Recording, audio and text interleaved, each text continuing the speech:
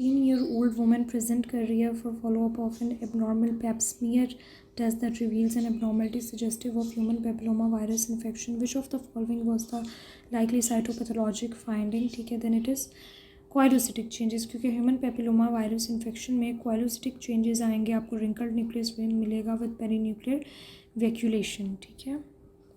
The next is a 68-year-old postmenopausal woman present for evaluation of the recent onset of vaginal bleeding and diagnosis of type 1 endometrial carcinoma is made on endometrial biopsy. Which of the following is a risk for the following condition? It is obesity. ठीक है. Obesity is the most important risk factor.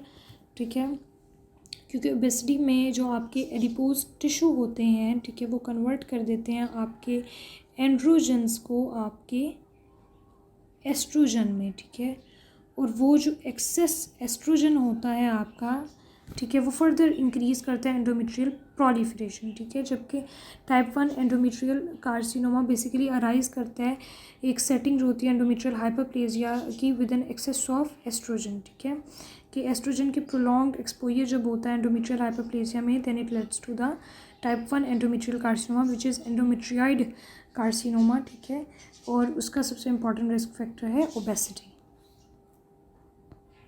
The next question. A 28-year-old woman is evaluated for infertility and amenorrhea. She is obese and significant facial hair in male distribution. Laboratory studies reveal an increase in the serum LH level as well as total serum testosterone and in the testosterone metabolite dehydroepiandrosterone sulfate. A pelvic ultrasound examination would probably reveal which of the following findings? It is multiple small follicular cysts on the ovary. ठीक है, आपको multiple small follicular cyst मिलेंगी ovary में. ठीक है, क्योंकि ये condition जो है it is polycystic ovarian syndrome. ठीक है, क्योंकि पॉलीसिस्टिक ओवेरियन सिंड्रोम में आपके LH के लेवल्स जो हैं वो रेज जाते हैं, आपके एंड्रोजन्स के लेवल रेज कर जाते हैं और आपके FSH के लेवल्स जो होते हैं वो डिक्रीज़ हो जाते हैं, जिसकी वजह से फॉलिकुलर सिस्ट बनती हैं. फॉलिकल्स की ठीक तरह से मैचुरेशन नहीं हो पाती, और जब आपके एंड्रोजन के लेवल रेज्ड हो जाएंगे, ठीक है, तो उसके जब आपके एंड्रोजन्स के लेवल रेज्ड हो जाएंगे, जैसे कि टोटल सीरम टेस्टोस्टेरोन बढ़ा हुआ है और टेस्टोस्टेरोन मेटाबोलाइट जो है वो भी रेज्ड है, तो फिर फेशियल हेयर जो होंगे मेल डिस्ट्रीब्यूशन में वो आपको फीमेल में मिलेंगे. ठीक है, और इस कंडीशन को हम कहेंगे पॉलीसिस्टिक ओवेरियन सिंड्रोम. ठीक है, जिसको करेक्टराइज किया जाता है इनफर्टिलिटी एंड एमेनोरिया के साथ. ठीक है.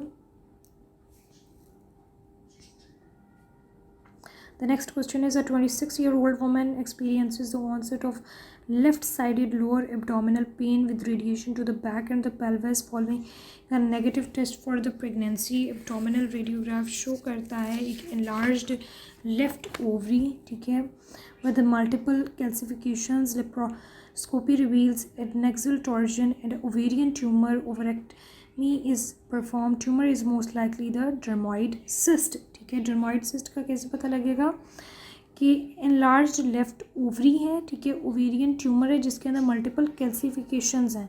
तो मल्टीपल कैल्सिफिकेशंस हमको मिलती हैं मैच्योर टेराटोमा में. ठीक है, जिसके अंदर जो स्ट्रक्चर्स होते हैं वो डिराइव्ड होते हैं from all the 3 germ layers, जिसमें आपको स्किन मिलेगी. ठीक है, और साथ एडनेक्सल जो स्ट्रक्चर्स होते हैं स्पेशियस ग्लैंड्स और हेयर फॉलिकल्स वगैरह मिलते हैं, बोन, टीथ. ठीक है, इस तरह के स्ट्रक्चर्स जो है सब कुछ आपको उसमें मिलेंगे. ठीक है, तो इस वजह से हम इसे कहेंगे कि it is dermoid cyst, mature teratoma.